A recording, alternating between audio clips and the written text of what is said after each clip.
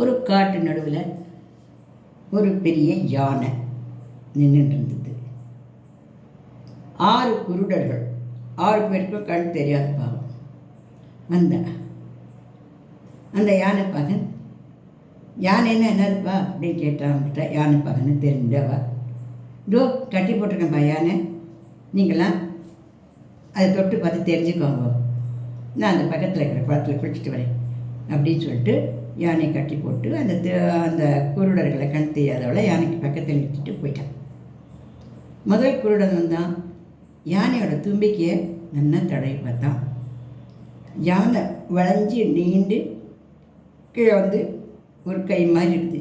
இதுதான் யானை அப்படின்னு சொல்லிட்டு பக்கத்தில் இருக்கிற அவங்ககிட்ட யானை நீண்டு வளைஞ்சி கீழே கை மாதிரி இருக்குது, அதுதான் யானை அப்படின்னு சொன்னான். சரி, நான் போய் தொட்டு பார்க்குறேன். இவன் போய் யானையோட காலை தொட்டு பார்த்தான்.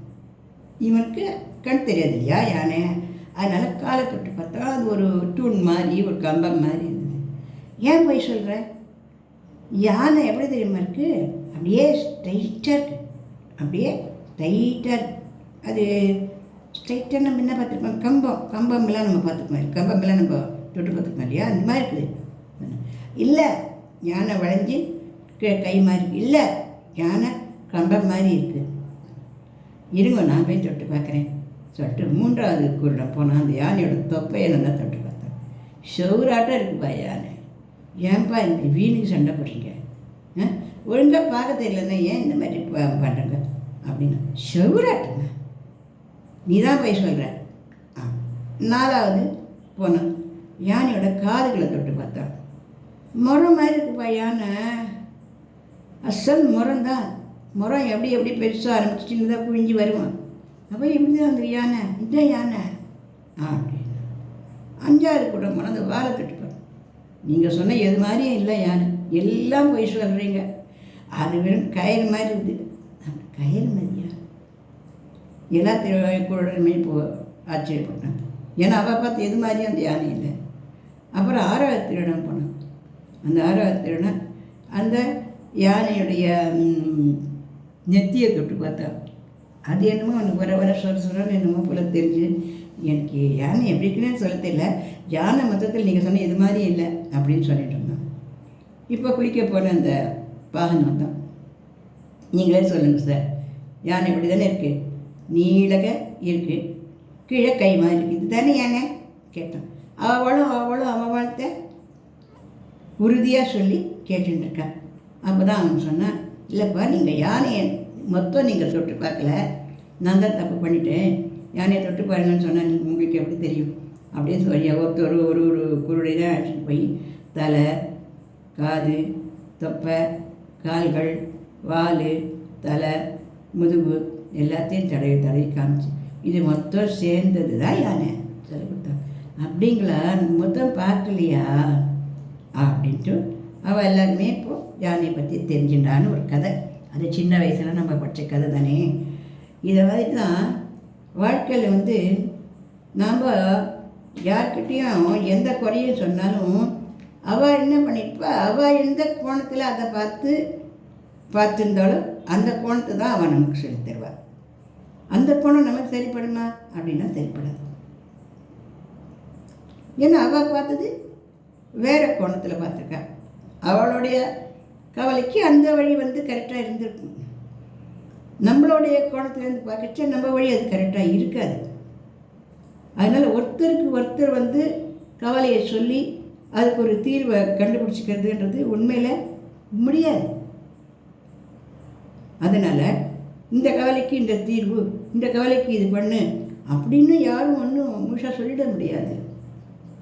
ஏன்னா ஒரு குடும்ப சூழ்நிலை ஒரு மாதிரி, ஒரு பழக்க வழக்கங்கள் ஒரு மாதிரி, ஒருத்தருடைய மன நிலைமைகள் ஒரு மாதிரி. இதில் நம்ம என்ன பண்ணலாம் அப்படின்னாக்க, நம்ம மனசை நம்ம எப்போவுமே ஆரோக்கியமாக, சந்தோஷமாக, நிம்மதியாக வச்சுக்கலாம். நமக்குள்ளேயே நம்ம ஒரு தாழ்வு மனப்பான்மை, நமக்குள்ளேயே நம்மளை பார்க்குறவ இப்படி தான் பாப்பா போல இருக்குது அப்படிங்கிற ஒரு தீர்மானமான எண்ணம் நமக்குள்ளேயே, அவள் அப்படி இப்படி, நாம் தான் இப்படி அப்படிங்கிற குறை நமக்குள்ளே, அவன் மட்டும் அப்படி இருக்கல, நாம் இப்படி இல்லையே அவள் நம்மளை பற்றி இப்படி நினச்சுட்டுவோளோ, இந்த மாதிரி நான் கற்பனை பயங்களெல்லாம் தூக்கிட்டான் கடாசிட்டு நாம் எப்படி இருக்கணும் அப்படின்னு நாம் விரும்புகிறோமோ அந்த சந்தோஷமான மனநிலையில் நாம் இருக்கலாம். எப்படி இருந்தாலுமே தப்பு இல்லை. யானையாட்டம் இருக்கட்டும், அதுக்கு தும்பிக்கை வேணும்.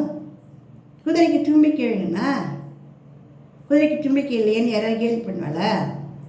யானை மாதிரி இருக்கட்டும், குதிரை மாதிரி இருக்கட்டும், எலி மாதிரி இருக்கட்டுமே.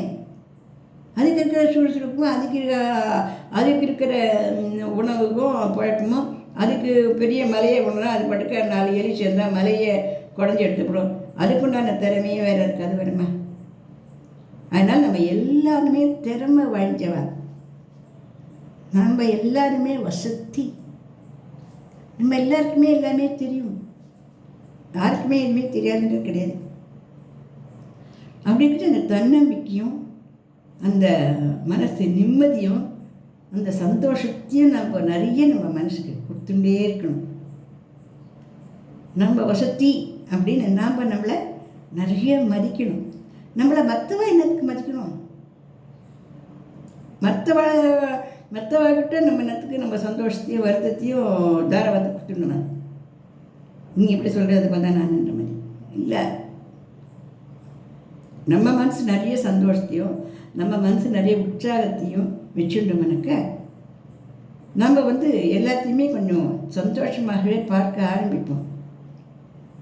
ஏன் சந்தோஷப்பட என்ன இருக்குது அப்படின்னா உசுர்.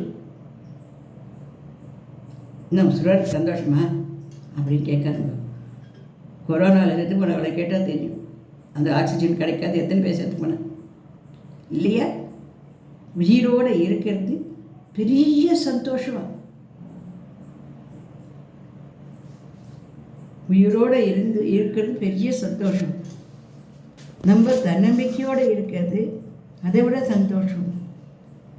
உலகத்தில் இருக்கிற ஒரு ஜீவராசிகளுக்கும் பகவான் படி அளக்கிறார். அம்மா பக்கத்தில் இருக்கிற கருவுக்கு யார் படி அளக்கிறார்? பாலில் இருக்கிற தேரைக்கு யார் படி அளக்கிறார்? அதுக்கு கை கட்டி வாய்ப்பட்டு கட்டில் உட்காந்து எனக்கு படி அளந்தா யாரும் படி அளக்க முடியாது. நம்மளால் என்ன முயற்சி உண்டோ அதை நம்ம செய்யணும். அதை செய்ய வேண்டான்றது அர்த்தம் கிடையாது. ஆனால் நம்மளால் ஆன முயற்சி நம்ம செஞ்சுட்டோம். சந்தோஷமாக இருக்க தெரிஞ்சுக்கணும். உசுரோடு இருக்கிறதுங்கிறது ஒரு பெரிய சந்தோஷம். நம்ம சாப்பிட்ற உணவு ஜீரணமாகிறதுன்றது ஒரு சந்தோஷம். நம்ம குடிக்கிற தண்ணி வயிற்றில் போய் சிறுநீரா அம்மாடான்னு எரிச்சல் இல்லாத, வலி இல்லாத, வேதனை இல்லாத ஒன்றுக்கு போகிறோமா? என்ன அந்த மாமி எப்படி சொல்கிறேன்னு வச்சுக்காங்க, அது ஒரு பெரிய சந்தோஷம் நிஜமா. ஏன்னா சந்தோஷங்கிறது இது கிடைச்சாதான் சந்தோஷம். அதுங்க ஆரோக்கியமான உடம்பு, ஆரோக்கியமான மனநிலைமை, நம்ம நல்லா தான் இருக்கோம் அப்படிங்கிறத நம்ம பல முறை நம்ம மனசுக்குள்ளே சொல்லிகிட்டே இருக்கணும். நம்ம எப்படி நல்லா இல்லாத போயிடுவோம். நம்ம படித்தது கடவுளை நம்பி வந்தோம், கடவுளை நம்பி பிறந்தோம், கடவுளை நம்பி வாழறோம், கடவுளை தூக்கி போச்ச போகிறோம். இவ்வளோ தானே நிஜம். இதுதான் நிஜமே. ஏன் துக்கப்படுறதுக்கு என்ன இருக்குது? எந்த இடத்துல துக்கப்படுறதுக்கு என்ன இருக்குது? ஒன்றுமே இல்லை. நம்ம படுக்க சந்தோஷமாக இருக்கலாம். சின்ன குழந்தைங்களாம் பார்த்துருக்கோம், கால் அடிப்பட்டு விழிச்சு கட்டு போட்டிருக்கோம், விளையாட போகாதுன்னு சொல்லுவோம். அது கட்டப்பட்டு அந்த வலிக்கு கவலைப்படாது, அது மட்டும் விளையாண்டு கிடக்கும். அது நொண்டி விளையாடும், கில்லி விளையாடும், மறுபடியும் அடிபட்டு வரும், அழும், அதை பற்றி கவலைப்பட மறுபடியும் விளையாட போகும். ஏன்? அது தன்னை பற்றி தண்ணி இறக்கம் கொள்றதில்ல. ஐயோ என் கால் அடிபட்டுதே ஐயோ அப்படின்னு நினச்சிக்கிறதில்ல. படுற அந்த சமயத்துக்கு கொஞ்சம் நாள் அழுது வலி தாங்காது, அவ்வளோதான். வலியை வேதனையை மனசுக்கு கொண்டு போகக்கூடாது. வலியும் வேதனையும் உடம்புக்கு தான், அதை தூக்கிட்டு போய் மனசுக்கு கொண்டு போகக்கூடாது. அந்த வலியும் வேதனையும் நம்ம இந்த மாதிரி திடமாக இருந்தோன்னா அதுவே தானாகவே சரியாக போயிடும். ஒரு வாட்டி ரமண மகரிஷிக்கு ஆப்ரேஷன் பண்ணாரான் டாக்டர். அந்த காலத்துலலாம் மயக்கம் கொடுக்கறதுக்கெல்லாம் ஒன்றும் கிடையாது. அப்படியே தான் ஒன்று ஆப்ரேஷன் பார்ப்போம். அவருக்கு வலிக்குதா, வலிச்சுது. டாக்டர் கேட்டால் ரொம்ப வலிக்குதா அப்படின்னு. அவர் சொன்னார், அது வலிக்கிறது. ஆனால் வலிக்கிறதுன்னு சமாச்சாரத்தை நான் என் மனசுக்கு கொண்டு போகலை அப்படின்னா, அவெல்லாம் பெரிய ரிஷி முனிவர்கள், நம்மளெல்லாம் அப்படிலாம் இருக்க முடியுமா அப்படின்னாக்கா, ஒரு சில சமயங்களில் நம்ம முனிவர்களாக பெரிய ஞானிகள் போல தான் நம்மளை மாற்றி வச்சுக்கணும். என்ன பண்ணுறது, வண்டி ஓடணுமே, இருக்கிற இடத்துல சந்தோஷமாக இருக்கணுமே. நம்மள யாராவது சந்தோஷத்துக்கு வந்து மூட்டையாக கட்டி கொடுப்போல, இந்த ஒரு கிலோ சந்தோஷம் 2 கிலோ சந்தோஷம் கடையில் இங்கே போய் வாங்க முடியுமா? நம்மளை மகிழ்ச்சியாக வச்சுக்கணும். இப்படி மகிழ்ச்சியாக வச்சுக்கிறதுனால நம்மளுக்கு சக்கரை நோய் வராது, உப்பு நோய் வராது, பிபி வராது, தலையை சுற்றாது, வாமிட் வராது, எரிச்சல் வராது, கோபம் வராது. எதை பார்த்தாலும் அன்பாகவே தெரியும். யாராவது பார்த்து நம்ம கூட ஐயோ அது குணம், அது என்ன பண்ணுறது, இது இடத்துக்கு தான் இப்படி அல்லாறது தெரியலையே அப்படின்னு அவளுக்கோசம் நம்ம ப்ரே பண்ண தோணும். நம்மளுடைய கோபமான குணமே நமக்கு வராது. மக்கள் அவசியமில்லாத கோபங்களும் அவசியமில்லாத வருத்தங்கள் எல்லாமே இருந்தாலே நம்மளுக்கு என்ன ஒரு சாதம் சாப்பிட்டாலும் இல்லை ஒரு சப்பாத்தி சாப்பிட்டாலும் அது ஜீரணமாயிடும். குடல் 2வது மூளை.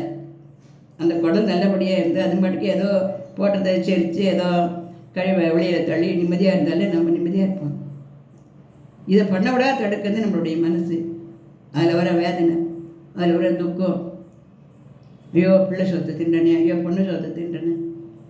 பிள்ளை சோறுன்னு ஏன் நினைக்கிற? பகவான் கொடுத்த சோறு தின்ற, அவ்வளோதான். கரிச்சி கொட்டின்னு போகிற, கரிச்சி கொட்டுறது அவ்வளோ சுபாவம். நீ அதை கரிச்சி கொட்டின்னு சாப்பிட்ற, உன் இலையில் ஒன்றா அதில் அவள் கறிக்கிறதுனால வேற மாதிரியாக போகிறது இல்லையே. அந்த மாதிரி யாரும் போட போகிறது இல்லை சொல்கிறேன். நம்மளா நினச்சிக்கிறது தான் எல்லாமே.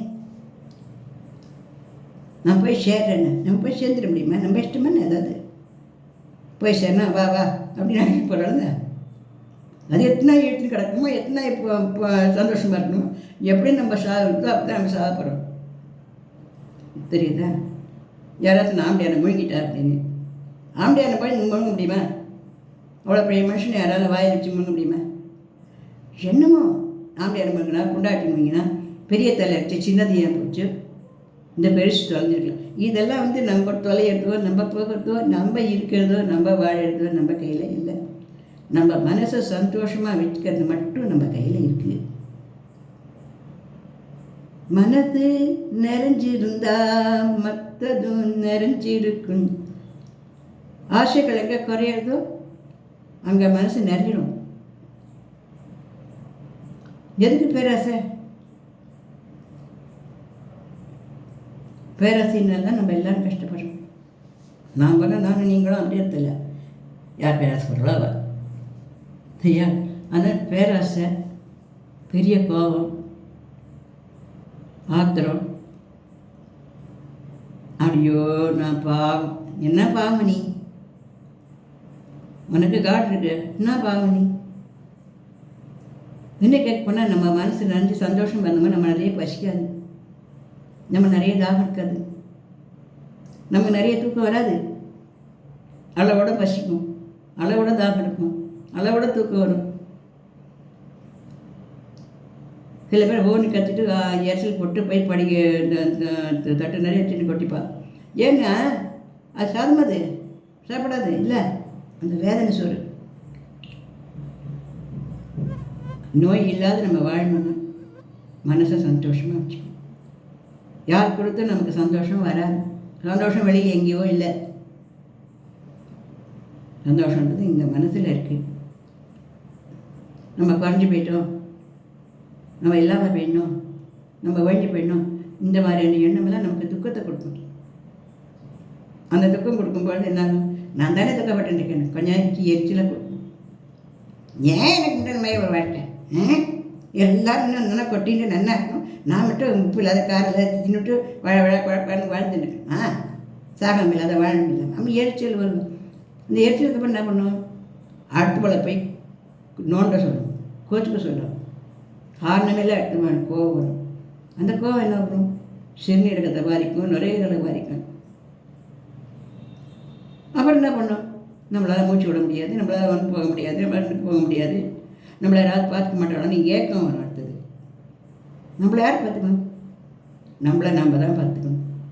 கடைசியில் நம்ம மூச்சு நிற்கிற இருக்கிறோம் நம்மளை நம்ம தான் பார்த்துக்கணும். தூக்கி என்ன பண்ண பெருமாள் எங்கே நம்மளுடைய புண்ணியமாக அம்மா கொண்டு போய் வச்சு பார்த்து போயிரு. அதை பற்றி பிரச்சனையே கிடையாது. இருக்கும் வரையும் நம்மளை சந்தோஷமாக வச்சுக்கணும். இந்த மாதிரி மன நிறைவோடு நம்ம இருந்தோம் அப்படின்னால் நம்மளால் நம்ம உடம்புல எந்த நோயும் வராது. சர்க்கரையாவது, உப்பாகுது, ஃபேட் ஆகுது, இன்னும் ஆகுது. பாதி சோறு நம்ம என்ன சாப்பிட்றோம்? பாதி சோறு வறுத்த சோறு தான் சாப்பிட்றோம். இந்த சாதம் கிடைக்காம பிளாட்ஃபாரத்தில் திகின்னு அடுப்பை மூட்டிட்டு அந்த அடுப்பு ரெண்டாவது வயலில் எரிஞ்சின்னு உட்காந்து எத்தனை ஏழைகளை பார்க்குறோம்.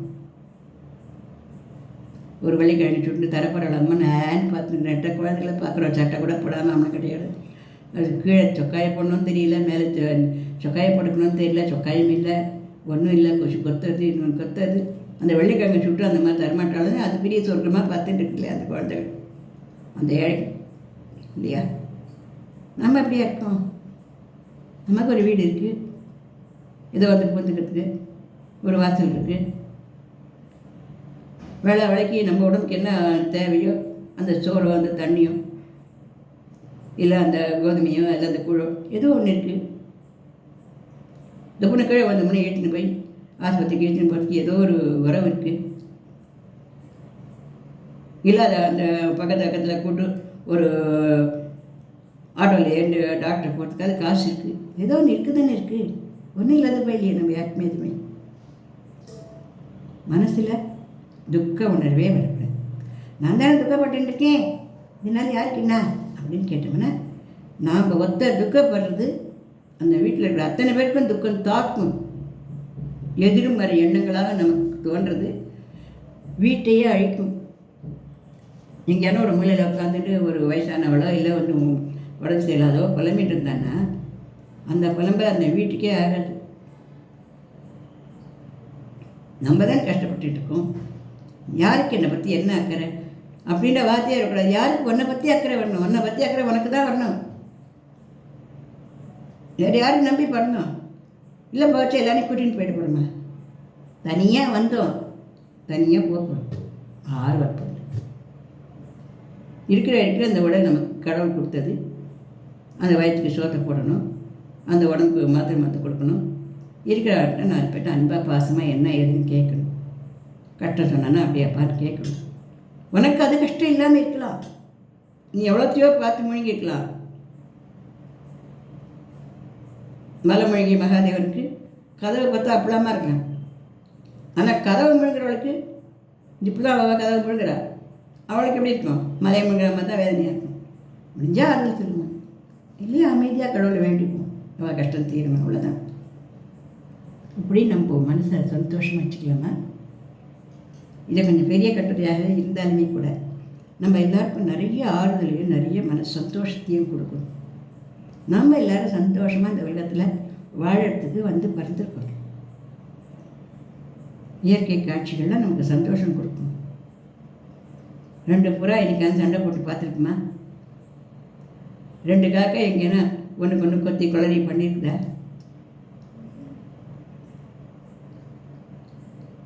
நாய்களே கூட இந்த காலத்தில் நேற்று நான் 2 பிஸ்கட் போட்டால் ஒரு நாய் ஒதுங்கி இடம் கொடுக்கும். அந்த நாய் சாப்பிட்டு அந்த நாய் நகர்ந்துக்கிறது. அதுக்கு முன்னாடி அதுக்கு 2 பிஸ்கட் போட்டேன். அது சாப்பிட்டுட்டு இன்னும் நாய் வந்து அது ஒதுங்கி இடம் விடுறது. பிராணிகளுக்கு கூட தெரியறது இல்லை. இயற்கையை ரசிக்கிறது, வேடிக்கை பார்க்கறது, நமக்கு தெரிஞ்ச நன்மைகளை 4 பேருக்கு சொல்கிறது. எல்லாருக்கோசரம் லோகா சமஸ்தா சுகினோ பவந்து, எல்லாரும் நன்னா இருக்கணும், வாழ்க வளப்படும், வாழ்க வையகம். இப்படி நம்ம பரந்த மனப்பான்மையை கொண்டு வந்தோம்னா நம்மளுக்கு வந்து எதுவுமே குத்தமாவோ எதுவுமே குறையாவோ எதுவுமே இல்லையே இயக்கமே வரவே வராது.